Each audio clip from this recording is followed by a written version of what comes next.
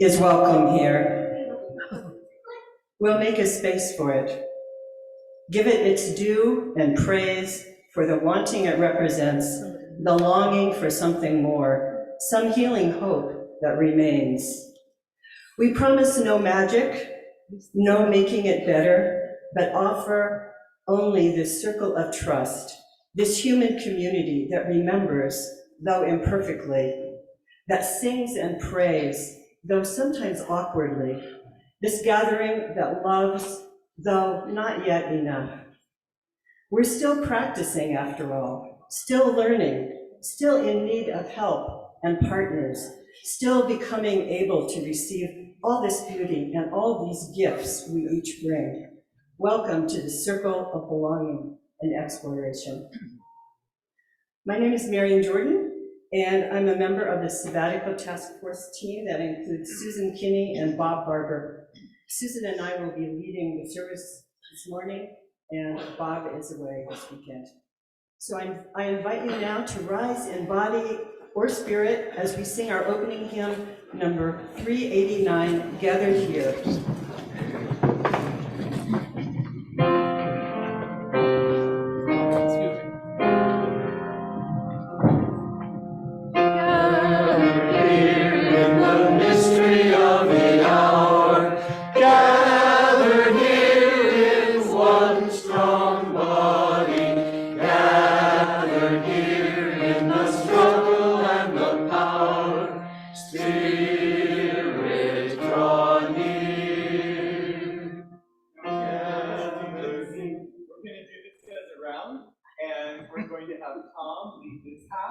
And then I will come in a little later with this half, and we'll do it 2 times.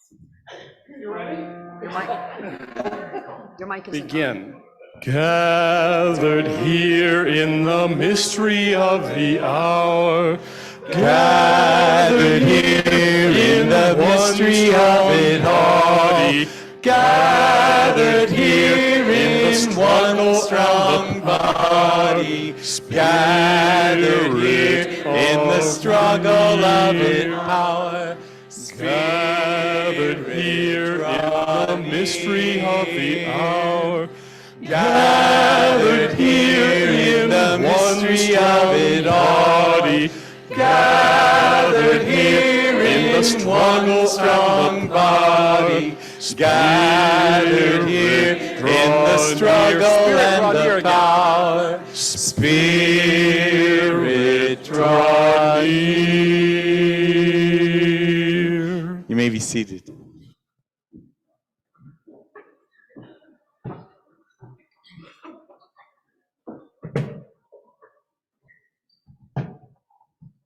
Good morning, my name is Mark Steinberg. I like Mark to be chalice.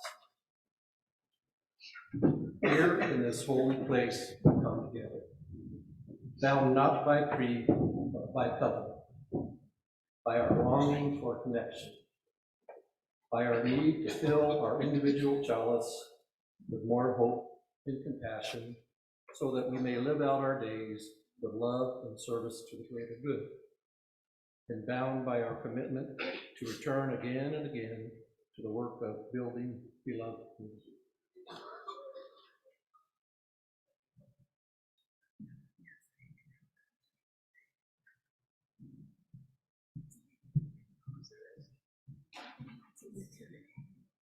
So please rise as we sing our chalice lighting song, Spirit of Life.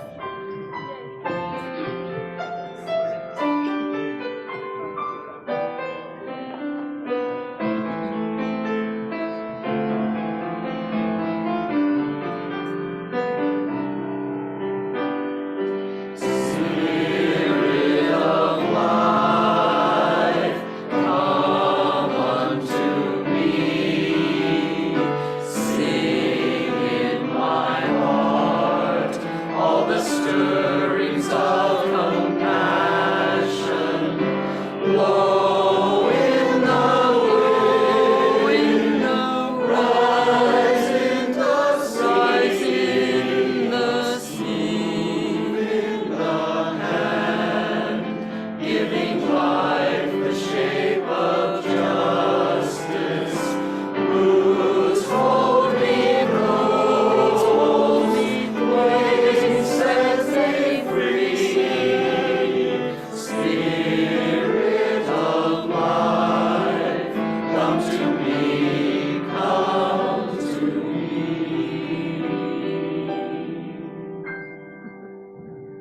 seated.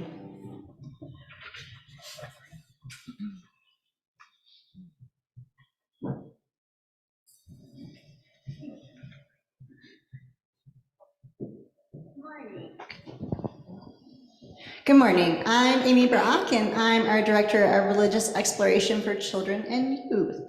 So if you identify as a child or a youth or a young person at heart who wants to come and connect a little closer during our Time for All Ages, you're invited to do so at this time. And while we're coming, I'll share that this month we've been exploring vulnerability with our Soul Matters curriculum. And vulnerability is what happens when we share our experiences with each other. So today we're going to explore how vulnerability helps us create things together in different kinds of ways. While we're still coming, I wonder if we might think about whether it is difficult or easy to share the things that we think about and care about, that we're working on and building with other people. Is that hard or is that easy for you?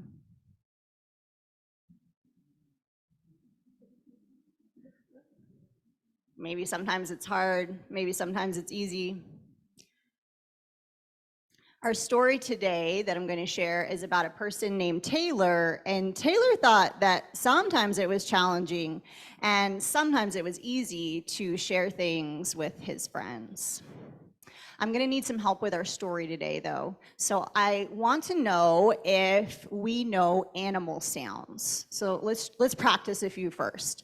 Does anybody know what sound a chicken makes? Okay, got some good chicken sounds. Does anybody know what sound a bear makes? Okay, I think we're good. We'll have chickens and bears and maybe some other sounds to explore today. Our story is called The Rabbit Listened, and it's by Corey Dorfeld. One day, Taylor decided to build something new and something special, something amazing. And Taylor was so proud.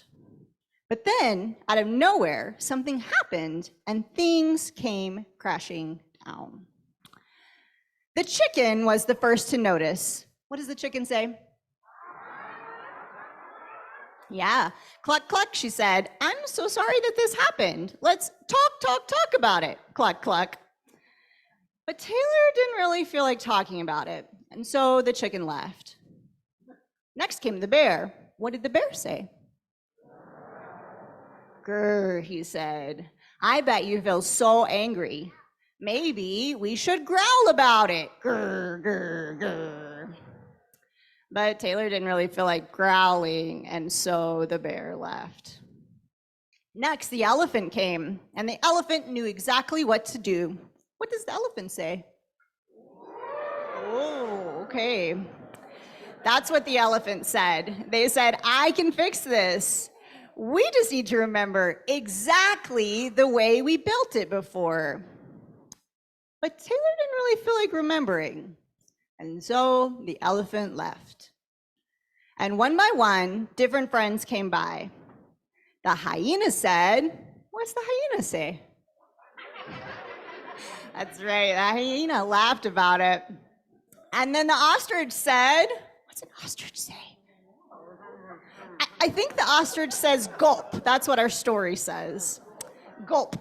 But in saying gulp, the ostrich wanted to say, let's hide and pretend like it never happened. Next, the kangaroo said, what do kangaroos say? I don't know. Maybe they just hopped, and that's how Taylor understood what the kangaroo was saying. But what the kangaroo meant was, I think we should just knock it down and start all over again. And then the snake said, let's go knock down somebody else's tower. But Taylor didn't feel like doing any of those things. So eventually, all of his friends left. And Taylor was all alone. And in the quiet, Taylor didn't even notice his rabbit friends until it moved closer.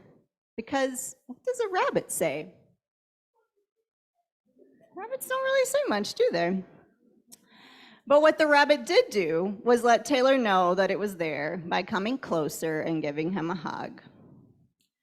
And together they sat in silence until Taylor said, "Please stay with me." And the rabbit listened. And then the rabbit listened as Taylor remembered and laughed. And the rabbit listened as Taylor talked and shouted. And the rabbit listened to Taylor's plan to hide, to throw everything away, to ruin things for someone. And through it all, the rabbit never left. And when it was time to rebuild again, the rabbit listened to Taylor's plan. It was going to be so amazing. But then something happened again. Oh no. But the rabbit was still there. And even though the rabbit didn't say anything, sometimes hugs say more than words. And so ends our story today. One of the things that I love about this story is that all of the animals help Taylor in their own way. And we have so many friends here that can help in their own way. And today we have a lot of pies that are different in their own way that we're going to get to enjoy after the service today. And when we're in community, when we come together like this, and we're building things and connecting, it's really cool to have all different kinds of people to help us. I wanted to say support and another word that started with S at the same time and didn't come out right. To help us connect and explore things together. It's cool to have all different kinds of people to help us do that. And we're going to explore that a little bit more in RE today and keep talking about vulnerability. But before we go, we need to say our children's covenant. So will you join me, please? In this place, I am kind. In this place, I am loving. In this place, I am a friend to the earth and all animals and people. In this place, I am loved. Let's go.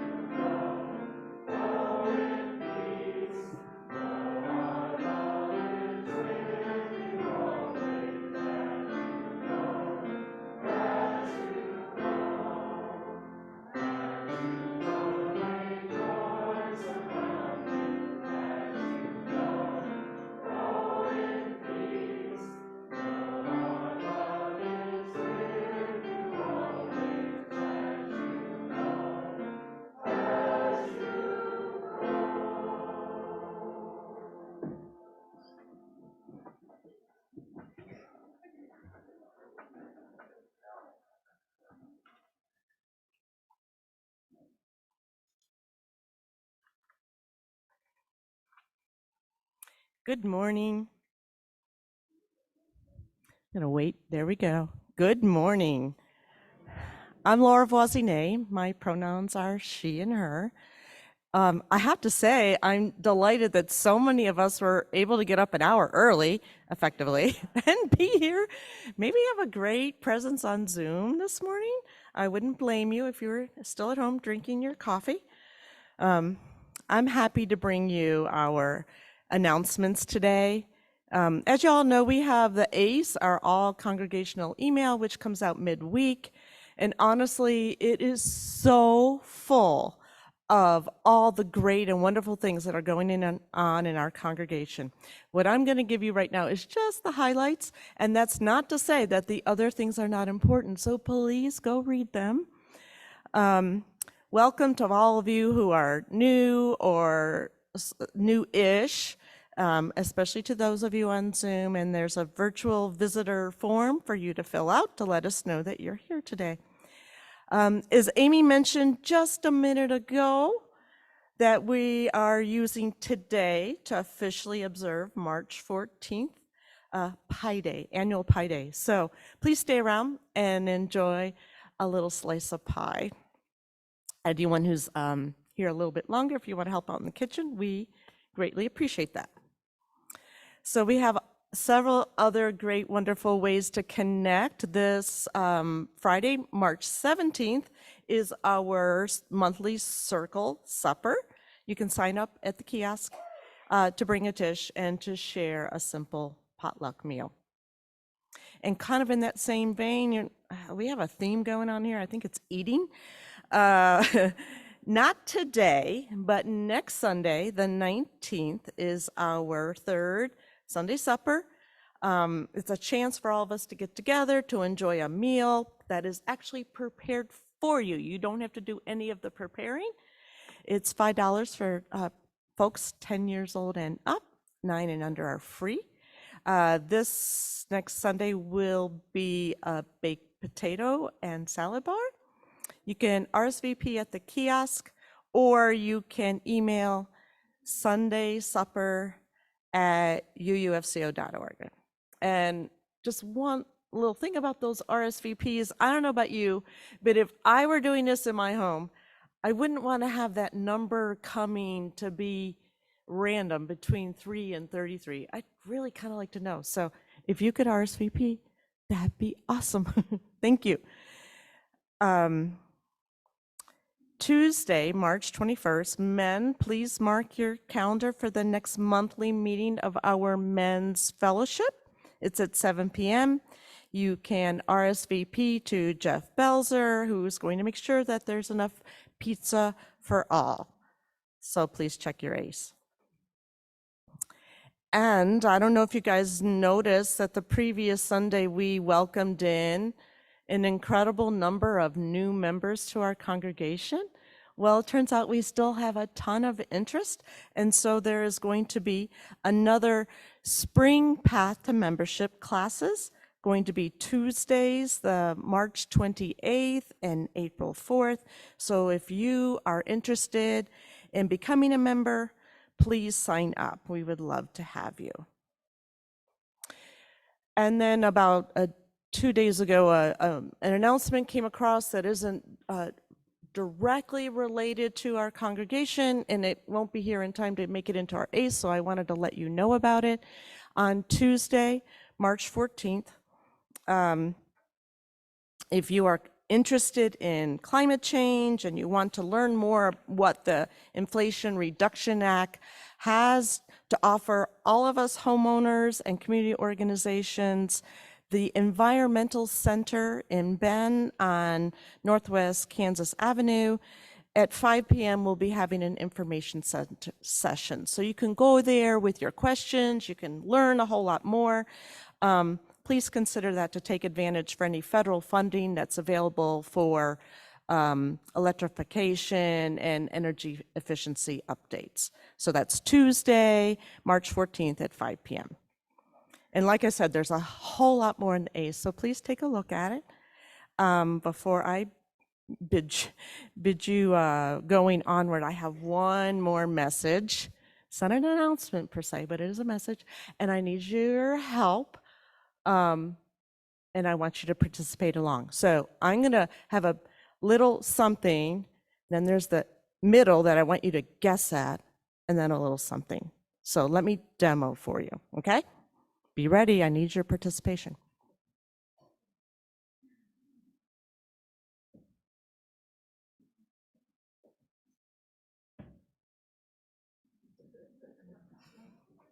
Okay, you folks, what was that thing in the middle? I think I heard it. Cartwheel, yes. Why on earth would I be up here doing a cartwheel? Well, as your board president, and for the entire board, that is our excitement, our enthusiasm, our big expression of gratitude to all of you who have accepted the invitation to join our stewardship pledge. So when you guys were walking in, hopefully you took a look at the beautiful banner which says how far we have gotten. And this is to let you know that we are within 9% of our pledge goal. Yay! And as Rev Scott said last week, we have now had 41 new members join on board and make pledges. So thank you, new members.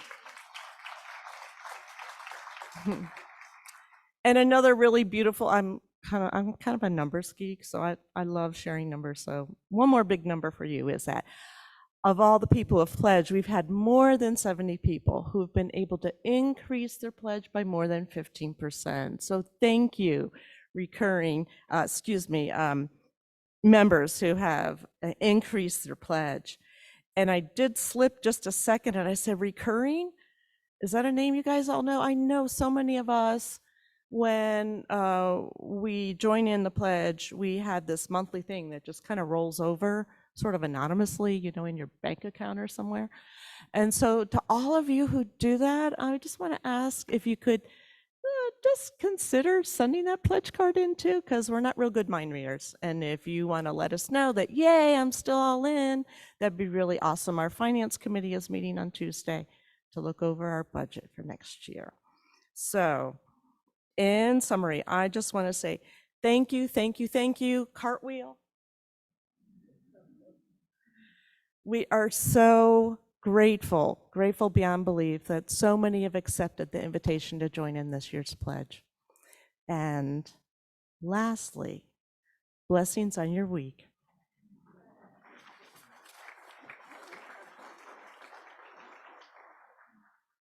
I can't promise any cartwheels. So, as probably most of you know, after 6 years, our settled minister, Reverend Scott Rudolph, is heading off on a well-deserved 5-month sabbatical, a time for exploration, study, travel, and renewal. Our board has established the Sabbatical Task Force team consisting of Susan Kinney, Bob Barber, and myself to provide support to the staff and programs of the congregation while he's away. So it apparently takes 3 of us to cover even a portion of what Reverend Scott does. But we're on board. This is a very significant moment in the history of our congregation because it's the first time we've had a minister who's been with us long enough to be eligible for a sabbatical. And it's an investment in our long-term relationship with our beloved minister, because this will give him time to recharge and return to us refreshed and inspired. So we'll miss you, Reverend Scott, but we've got this. And by we, I mean all of us. I mean the entire congregation. Because this is a time for us as a congregation to affirm and explore who we are, a welcoming, resourceful, active community with strong leadership, and who we're becoming, a congregation with growing commitments to making a positive change in people's lives.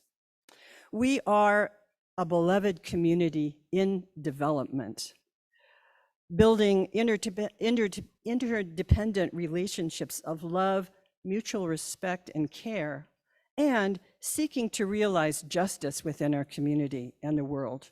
And you are all part of that work. I want to share a bit about my personal perspective on the history of this congregation. When I first started coming to UUFCO 18 years ago, in 2005, Bend had a population of 70,000. UUFCO had 76 members and an annual budget of $63,000. Our very first minister, hired after the congregation had been lay-led for over 40 years, lived in Washington and was with us only 1 week of every month. We met in a small rented space on 5th Street that also served as a community center and a food distribution center during the week. And the congregation was intergenerational, which was wonderful, but there was no adequate space for religious exploration for families and children, or for programs beyond Sunday mornings. And the choir was just getting started. But despite these limitations, I found this to be a thoughtful, fun-loving, and resilient group of folks with many gifts. I loved their friendliness and their spirit. I felt welcomed, and I felt needed, and I dove right in. The tagline for the congregation then was UUFCO, Diverse Beliefs, One Fellowship. It fit on a bumper sticker, And we had bumper stickers, actually. I saw them around town. And it's still on the sign you see as you turn into the church from Skyline Ranch Road. The congregation's dream then were a minister of our own, a building of our own, and a lively, engaging religious exploration program. Well, fast forward 18 years, here we are in 2023, and these dreams and much, much more have been realized. We have a great minister, a membership of more than 300 and growing, as we saw last week, a beautiful facility, here we are, that is a resource, not just for our congregation, but for the community as well. And a thriving spiritual, educational, and social justice program for people of all ages. The 5 dedicated ministers over the past 20 years who have served this church have inspired and guided us, and our amazing staff have supported us. But it's the congregation, both those who went before us and those whose shoulders we stand on. All of you gathered here in one strong body, who offer your gifts and who shaped who we are and who we're becoming. You, or rather we, are this church. We are the people we've been waiting for, a beloved community in development where we find meaning, celebrate life, and serve the spirit of love and justice together. So there's much for us to learn and do while Reverend Scott is away, and all of us are needed, whether it's to make coffee on Sunday mornings or serve on a committee, to teach in our RE program, or make meatloaf for Bethlehem Inn. The Sabbatical Task Force is here to support all the good work that's going on in the congregation. So, Reverend Scott, we'll miss you, but we've got this. And I'm sure we're going to have lots of stories to share with you and much to celebrate when you return. Now, if you've heard that Reverend Scott will be on sabbatical for 5 months, you probably have a few questions. Maybe you're wondering, just how are things going to work while he's away? So here's a little introduction, which we call, In Case You're Wondering.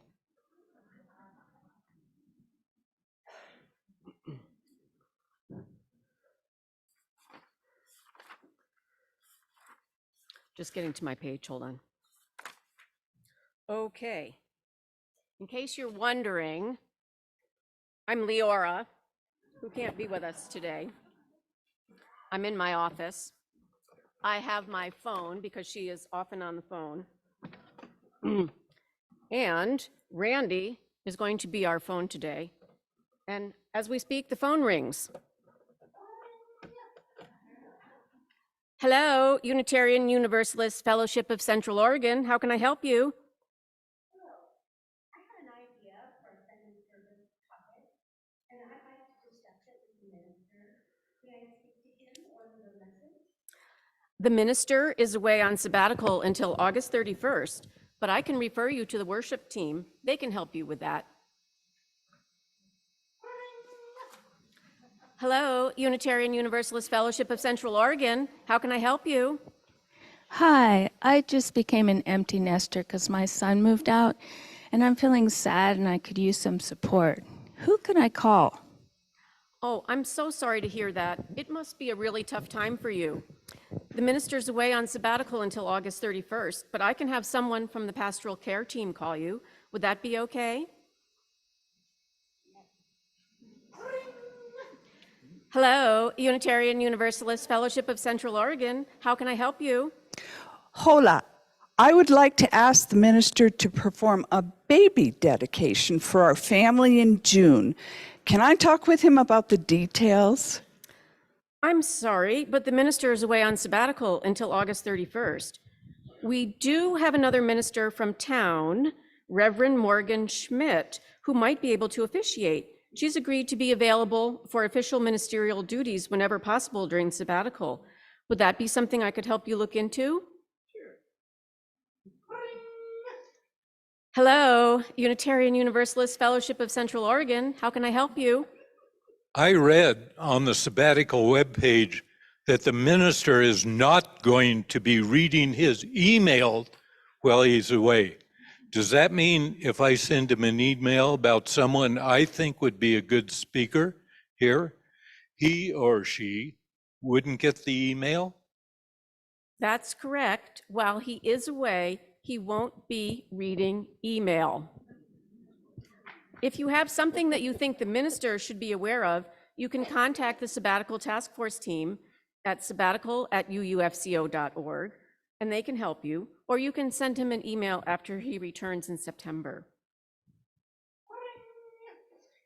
Hello, Unitarian Universalist Fellowship of Central Oregon. How can I help you? Hi, I've read on the Sabbatical webpage and listened to all the talk from the task force. It sounds like the minister doesn't care about what happens while he's away. Are you telling me that if we had a major disaster like a wildfire, he wouldn't even know? Of course he cares about what happens while he's away. You can rest assured that the Sabbatical Task Force team will be able to contact him in the event of a major emergency. Hello, Unitarian Universalist Fellowship of Central Oregon. How can I help you? Good morning. I've heard the minister say he hopes we won't just sit around waiting for him to come back, and that we might actually continue to move forward, carry out our vision, and even maybe initiate some new programs or ideas. Well, I've been thinking that the name of this place is such a mouthful, and nobody in town knows who we are or what we do. So I have an idea for a new name. I would normally discuss this with the minister. Who should I talk to? Well, that sounds like something the Sabbatical Task Force could help you think through on how to get started. You can reach them by email at sabbatical@uufco.org or contact any one of the three members, Bob Barber, Marean Jordan, or Susan Kinney.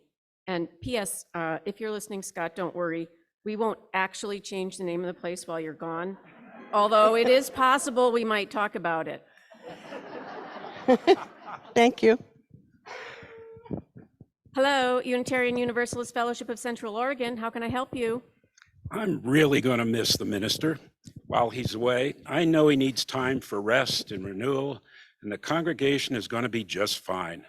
But I think we should have some kind of celebration when he comes back, so he knows how much we missed him. Who should I talk to about that? That's a great idea. I think the Sabbatical Task Force could help you with that.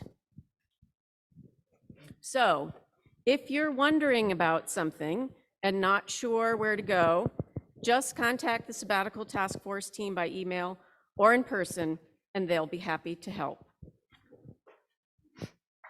And thank you to my choir members.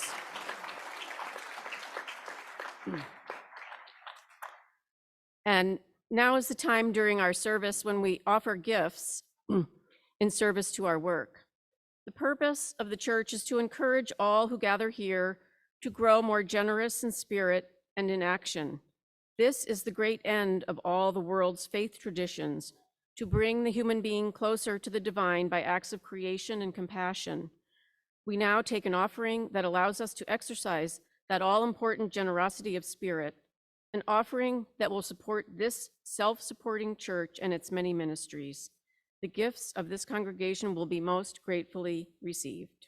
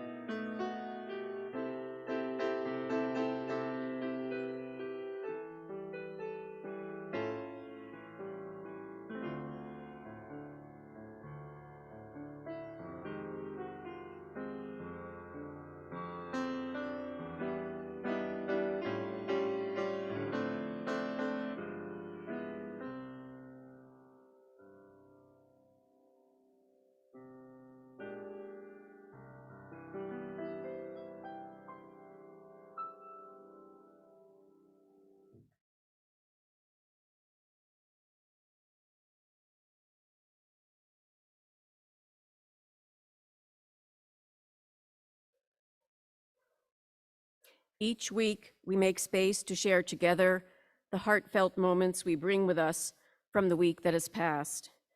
You are welcome to light a candle located on the sides of the sanctuary during this time while I read aloud the written joys and sorrows. Today, from Doug Mercer, Mom, Ellen, has been home since Friday, thankfully. We are all around her in body and spirit. She is watching now, so be on your best behavior.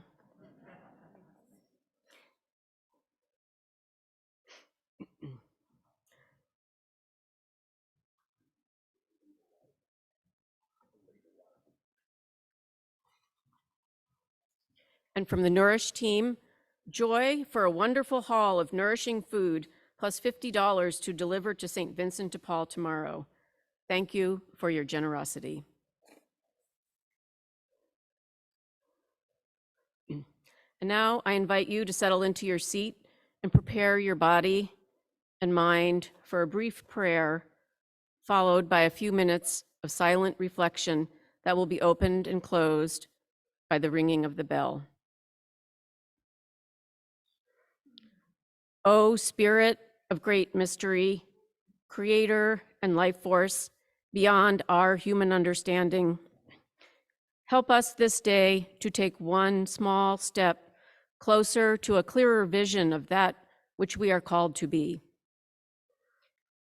Help us to move one step closer to knowing that only in love for others can we find true peace.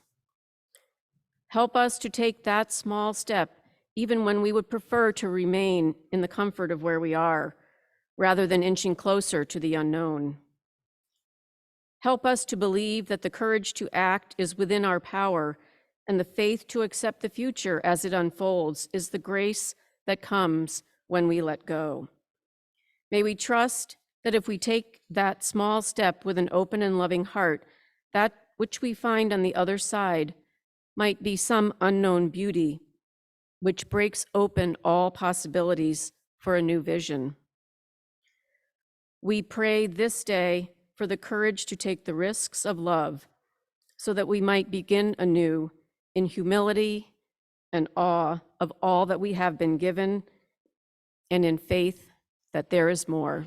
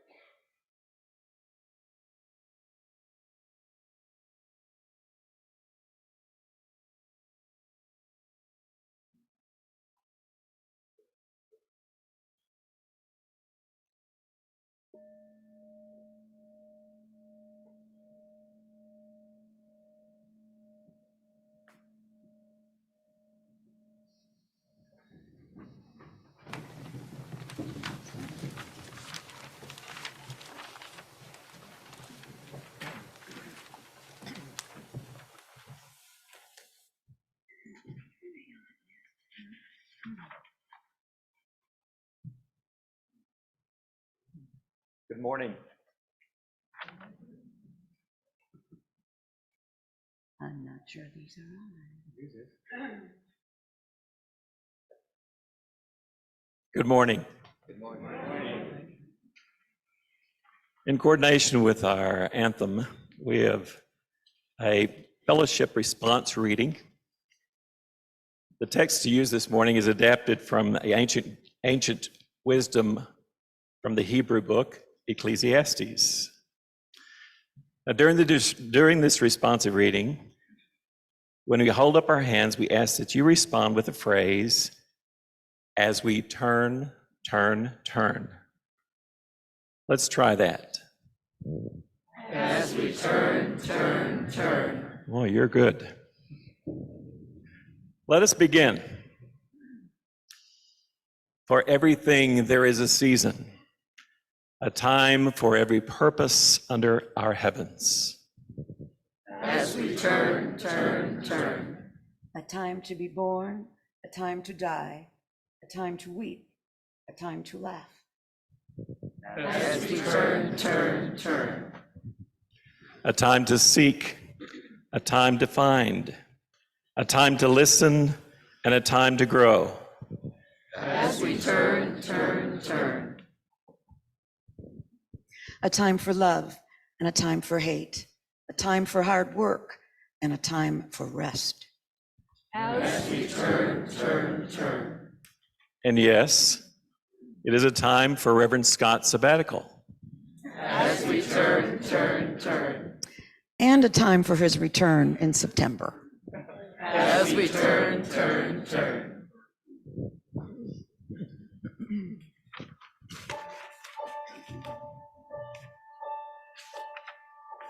To everything a season, to everything a time, a moment to move forward and leave the past behind. As summer turns to autumn and bids farewell to spring, there comes a time for turning to every living thing. The breezes change direction, the geese turn homeward bound. The leaf turns from its leaf turns and falls upon the ground. The flower turns from blooming to slumber in the snow. And so to all a season, a time for letting go. Now is the time for turning, and this a place to start, for yielding to the yearning, for changing of the heart, a moment to surrender the things we should release, should release.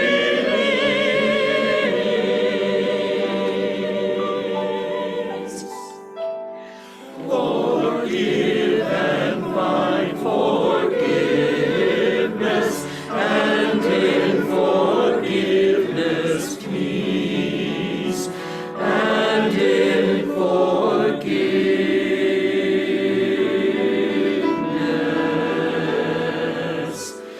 peace.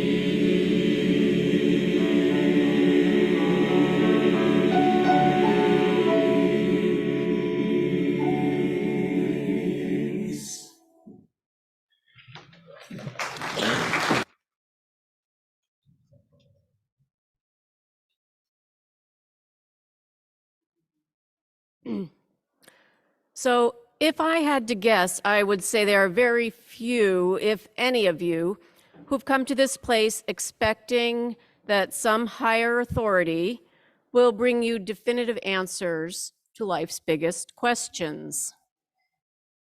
In fact, I know there are some of you who have come here to escape from that form of religious faith, where doctrine is clear and delivery of the good news is relegated to a select few. Our Unitarian Universalist faith specifically calls us to chart our own spiritual path as opposed to following one dictated to us. And yet, we are not just a group of people who have come together with no leadership or guidance in this work. We have called a minister into our midst to help us in forming the work of our search for meaning. And now, as you've heard, our minister will be leaving us for 5 months. So what does this mean for us as individuals and as a congregation? Well, many groups have leaders to help them do their work. Corporations depend on CEOs, governments have elected leaders, schools have administrators to keep the system moving so teachers can do the teaching. Orchestras have conductors to help music and the musicians keep time and stay in sync. Or do they all? Well, here's the story of the Orpheus Chamber Orchestra, an orchestra without a conductor.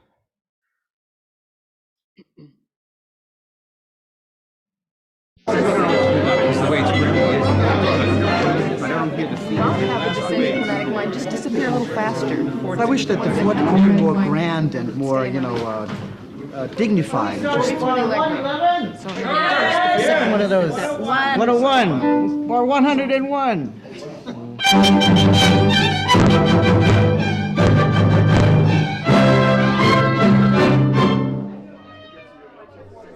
The Orpheus model is never boring. The idea of Orpheus is that we take symphonic repertoire, play it with chamber music. The Orpheus model is never boring. And what that means is basically that the musicians take over the role of a conductor.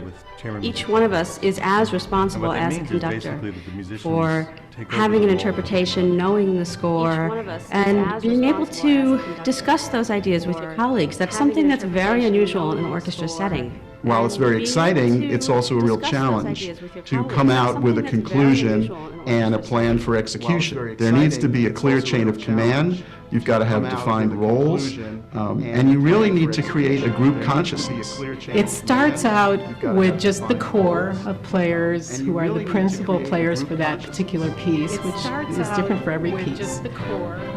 And once that gets developed within the chamber music group, the small group, it's then transferred to the large group. And that's one of the most difficult moments, is to take the small group's concepts and see how it's going to work with the bigger group. The small group's concepts and see.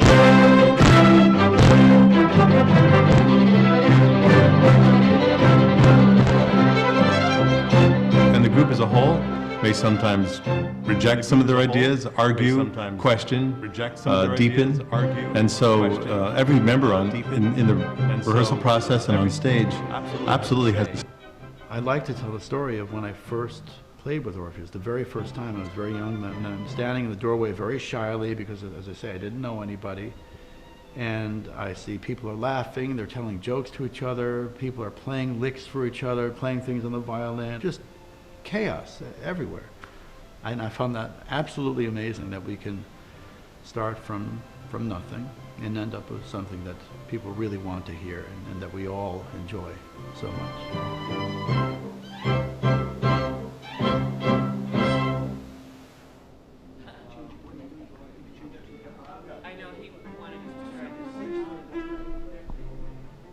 The work of this orchestra reminds me in many ways of what we do here. We come together with a lot of individual ideas. We embrace the chaos. We work together to come to some deeper meaning and ultimately bring that into the wider world. And it is our collective work, not the work of the leader showing us where to go or telling us how to get there. It is collaborative and ever-evolving and making room for new voices. And this is where the concept of shared ministry arises. We understand the word minister as a noun with a capital M, as that person who has been authorized by somebody to conduct religious worship and ceremonies such as our minister, Reverend Scott. A trained professional who brings to us experience, wisdom, and understanding of religious institutions, religious history, and the practice of faith is a wonderful way for us to expand our religious lives as a community. UU Minister Victoria Weinstein, writing on her blog site, says, "The most important service parish ministers can provide is to constantly encourage, equip, facilitate, and connect members of the congregation in living out their own ministries and connecting them to a vibrant, shared ministry." Such a minister is not somehow all-knowing, irreplaceable, or a pillar on which our whole foundation rests. Rather, they are a force for helping us to develop, expand, and live out our own spiritual journeys, both as individuals and as a community. And then there is the other form of the noun minister, with a small m, which I would define as anyone who ministers to another. And so as we think about the months ahead when our minister with a capital M will be away, I ask you, what would it look like if we all became ministers with a small m? How might we put into practice that verb to minister, which we can think of as being of service in the world? I like the language of vocation or callings to frame the idea of shared ministry. Krista Tippett talks about the concept of callings in a broader sense than we typically use for that word. In a recent podcast, she says, "In the modern Western world, vocation was equated with work. But each of us has callings, not merely to be professionals, but to be friends, neighbors, colleagues, family, citizens, lovers of the world. Each of us imprints the people in the world around us, breath to breath and hour to hour, as much as in who we are and how we are present as it in whatever it is we do." This definition of callings evokes for me a form of ministry where we are present to each other in our human capacity to love and care for one another. We can find in every moment a call to be present, to minister to others, and to allow ourselves to be ministered to. You might be thinking, I don't have the time or the energy to be a minister, or I don't really know how to. That's a job for the professionals. But all of us have the capacity for this. You may be ready to answer a calling to be more connected and committed to this place, to be of service, to step into a new role. That calling might just be a small voice telling you there is more to your spiritual life than just coming on Sundays to be filled with someone else's words. Perhaps you haven't given it the attention it deserves because of fear. Fear that you won't have the time, or that it will be too hard, or that you might not be good enough. But stepping beyond the fear with courage can bring gifts beyond your wildest expectations. Answering calls can be scary, and the rewards can be life-altering. In order to find out, you have to take that first step beyond the self-doubt, the rationalizations for why you should stay the same, and just see where it leads you. Perhaps you're called to be part of the wonderful worship team who helps to craft our Sunday experience, or maybe called to share your spirit in religious exploration because you know that the heart of our faith lies with our youth. Or maybe it's not your time to sign up to chair a team or make coffee or assist in RE, although those are all wonderful ministries that somebody has to do. Maybe you can't sign up, but I believe you can show up. Show up for Sunday services while the minister is away, to keep your heart and mind open to embracing new insights, to show your support of the worship team who will be working hard behind the scenes to make each Sunday a wonderful experience, and perhaps to be present for another who has come to service in need of your comfort and care. Maybe you're not part of the formal pastoral care team, but you can show up for a member in need by sending a card or extending a warm hand of welcome on Sunday or offering to make a meal. Maybe you can't assist in RE right now, but you can show up for a family dinner night to let our kids see that you want to get to know them. Or maybe you think you have nothing to give right now because your life is in a dark place and all your energy is going into your own basic survival, then maybe your calling is to show up by showing others how to gracefully accept love and care in a time of need. Our shared ministry is made up of many pieces, large and small, different shapes, varied colors and patterns, all of which come together to make something uniquely beautiful in just this moment. Your piece, whatever it looks like, adds to the whole. So I ask you to consider what it is that you bring to our shared ministry, because without you, we are not as full and rich a community as we can be. Perhaps while our minister with a capital M is away, we may find that our ministry is further expanding to incorporate all the ministers with a small m that are coming alive. What a gift that would be for all of us. We make beautiful music when we come together, and we make some pretty awesome pie too.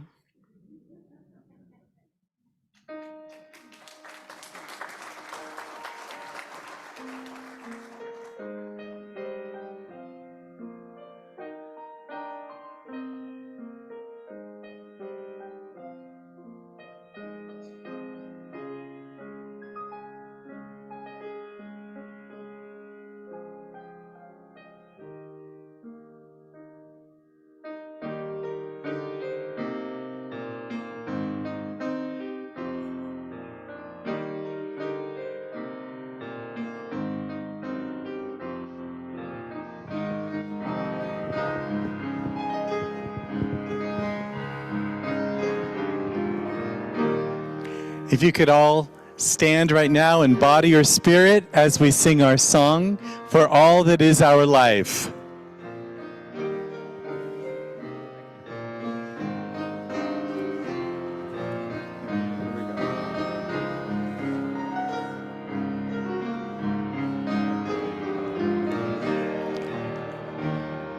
For all that is our life, we sing thanks and praise. For all life is our gift, we are called to use, to build the common good, and make our own days glad. For all that is served, the services we give, for work and its rewards, for hours of rest and love, we come with praise and thanks, and all that is our life. For all that is our life, we sing thanks and praise, for all life is a gift, which we are called to use, to build the common good, and make our own days glad. We could remain standing. So please join now in the unison reading of our covenant, our promise to each other, as Susan extinguishes our chalice. Love is the spirit of this fellowship, and service is its law. This is our covenant, to dwell together in peace, to seek the truth in love, and to help one another.